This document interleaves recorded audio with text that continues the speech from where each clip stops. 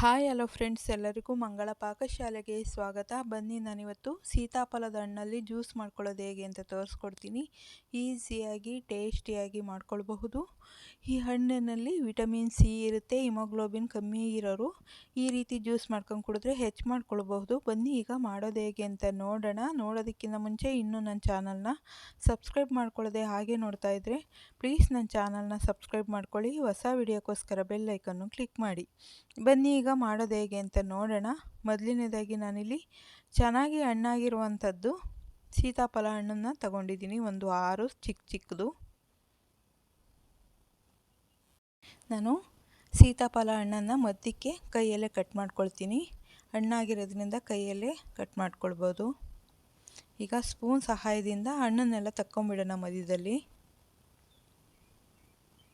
ನಾನು ಈ ರೀತಿ ತರಕಾರಿ ಕಟ್ ಮಾಡೋದನ್ನು ಮಿಷಿನ್ನ ತಗೊಂಡಿದ್ದೀನಿ.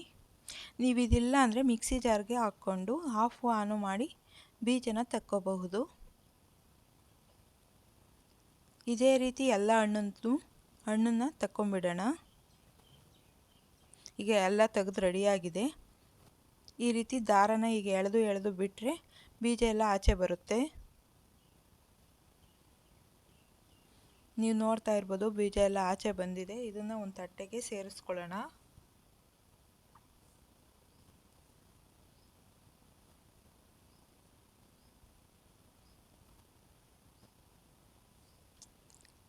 ಈಗ ತಟ್ಟೆಗೆಲ್ಲ ನೀಟಾಗಿ ಸೇರಿಸ್ಕೊಂಡ್ಮೇಲೆ ನಾವು ಅದರೊಳಗಿರೋಂಥ ಬೀಜನೆಲ್ಲ ಹಾಯ್ಕೋಬೇಕಾಗುತ್ತೆ. ನೀಟಾಗಿ ಒಂದು ಇಲ್ದಲೇ ಇರೋ ಹಾಗೆ ಹಾಯ್ಕೊಳ್ಳೋಣ.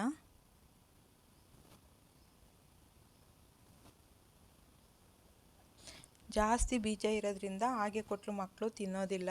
ಈ ರೀತಿ ಜ್ಯೂಸ್ ಮಾಡಿಕೊಟ್ರೆ ತುಂಬ ಇಷ್ಟಪಟ್ಟು ಕುಡಿತಾರೆ. ಈಗ ಒಂದು ಮಿಕ್ಸಿ ಜಾರ್ಗೆ ಹಣ್ಣನ್ನು ಸೇರಿಸ್ಕೊಳ್ತಾ ಇದ್ದೀನಿ.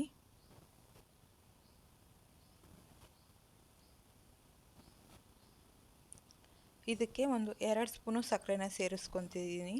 ಹಣ್ಣೆ ಸ್ವೀಟ್ ಇರೋದ್ರಿಂದ ಬೇಕಾದರೆ ಸಕ್ಕರೆನ ಕಮ್ಮಿನೂ ಬೇಕಾದರೆ ಸೇರಿಸ್ಕೋಬೋದು. 1 ಲೋಟದಷ್ಟು ಹಾಲನ್ನ ಸೇರಿಸ್ಕೊಂಡು ರುಬ್ಕೊಳ್ಳೋಣ. ನೀವು ಇದಕ್ಕೆ ಬೇಕಾದರೆ ಬಾದಾಮಿ, ಖರ್ಜೂರ ಎಲ್ಲ ಸೇರಿಸ್ಕೊಳ್ಬೋದು. ನೋಡ್ತಾ ಇರ್ಬೋದು, ನುಣ್ಣಗೆ ರುಬ್ಕೊಂಡಿದ್ದೀನಿ. ಈಗ ಜ್ಯೂಸು ರೆಡಿಯಾಗಿದೆ. ಈಗ ಒಂದು ಲೋಟಕ್ಕೆ ಸರ್ವ್ ಮಾಡ್ಕೊಳ್ತಾ ಇದ್ದೀನಿ.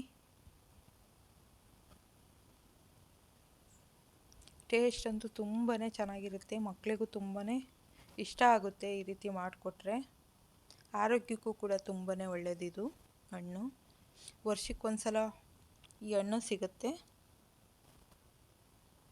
ನೋಡಿದ್ರಲ್ಲ ಫ್ರೆಂಡ್ಸ್, ಸೀತಾಫಲದ ಹಣ್ಣಿನಲ್ಲಿ ಜ್ಯೂಸ್ ಮಾಡೋದು ಎಷ್ಟು ಈಸಿ ಅಂತ. ನಿಮಗೆ ಈ ವಿಡಿಯೋ ಇಷ್ಟ ಆಗಿದ್ದರೆ ಪ್ಲೀಸ್ ಒಂದು ಲೈಕ್ ಮಾಡಿ, ಶೇರ್ ಮಾಡಿ, ಸಬ್ಸ್ಕ್ರೈಬ್ ಮಾಡಿ. ಹೊಸ ವಿಡಿಯೋಕ್ಕೋಸ್ಕರ ಬೆಲ್ ಐಕನ್ನು ಕ್ಲಿಕ್ ಮಾಡಿ.